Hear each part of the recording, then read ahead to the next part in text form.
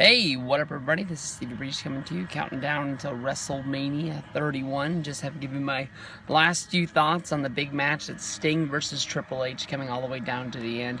I know that basically they set a story for Sting versus Triple H this year, basically with having Triple H come out there and deliver promos, basically saying that this was WCW versus WWE for one last time. This was the last holdout. This was Sting coming into the company and was trying to mess with Triple H and his plans.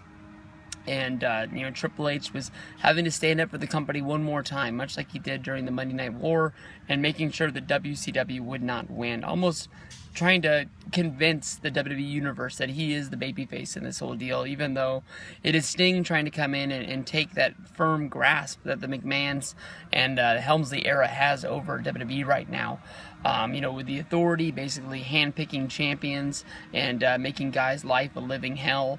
That's what he was doing at the Survivor Series, basically by saying that if Team Cena did not get the win, it was going to be Dolph Ziggler, Ryback, and Eric Rowan were going to be fired from the company. Sting could take no more after 14 years of sitting back and seeing Triple H ruin this company that for some reason he loved to watch, and made sure that he went to a pay-per-view, the Survivor Series last year, that he never appeared in. There's been stories that for years of Sting maybe going in to WWE, maybe Vince McMahon, what if he would have offered Sting the deal instead of Ultimate Warrior? Would have been Hogan versus Sting at WrestleMania 6 way back in 1990. It's weird to think about what would have happened if Warrior was in WCW and Sting was the guy that was in Vince doing the WWF stuff back in the day. Would he have even gotten the spot? Maybe if there was no Ultimate Warrior push, maybe Hogan would have fought Zeus at WrestleMania 6, and there wouldn't have been that big boom there in the Sky Dome that year. Basically, the questions that I have for this, weren't answered by the last promo with Sting coming out there and basically throwing the whole build of the match out. I don't know if this was a writer who handed him a script and said, go out there and read this promo, or if it was just Sting getting this off of his chest, knowing that the build for this is kind of making him look stupid, that he waited 14 years to come and try and attack the WWE, and that he was standing up for WCW, a company that he loved so much, even though he went and worked for TNA, over working for WWE because of the deal that he got from them and Spike, and he was the main guy of the company, and he was scared that Vince McMahon wouldn't use him right. But here's the deal, all right? Sting signed a short-term deal with WWE, and I know that's not storyline, that's just fact. We don't even know if Sting's going to be on Monday Night Raw the night after WrestleMania to sort of, celebrate his victory or sort of, be in defeat over his loss. We don't know if Sting is ever going to be used on television again, if he's just going to be a guy who does some WCW DVDs, does a Sting documentary, maybe hosts a few shows about WCW on the WWE Network. We don't know what his role is going to be if, basically this is all WWE needed him for, was to bring him in for this one WrestleMania. But the one thing is they didn't really put any stipulations on this match. There is no, if, the Authority loses this match, they have to be stripped of power again and they'll be off of television until Sting wants him to come back.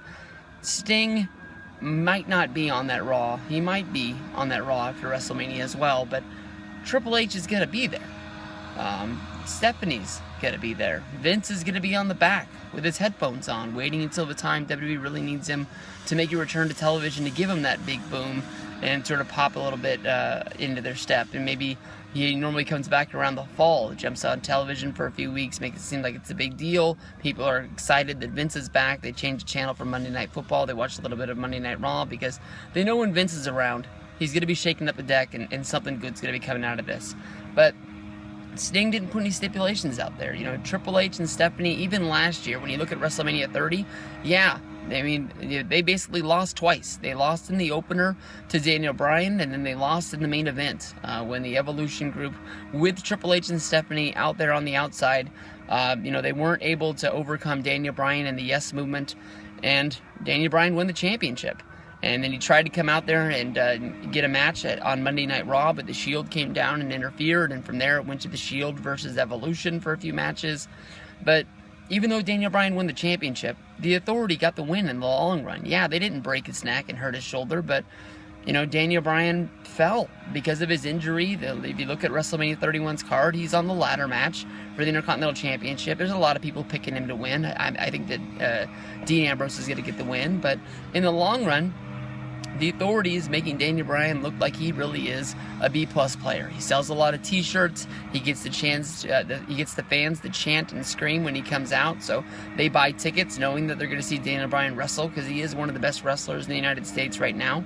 But he's not in the main event. He didn't win the Royal Rumble, and the biggest match they can put him in was the Intercontinental Championship match. A title that, Harper versus Ziggler was good.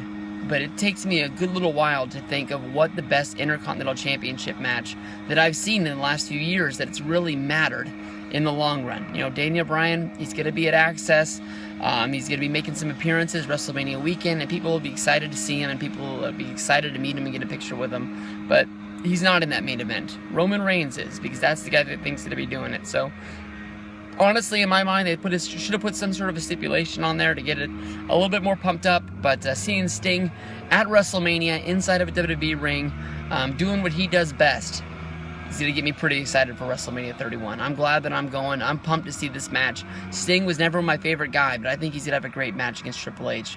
Triple H has great matches all around, and he always really does deliver.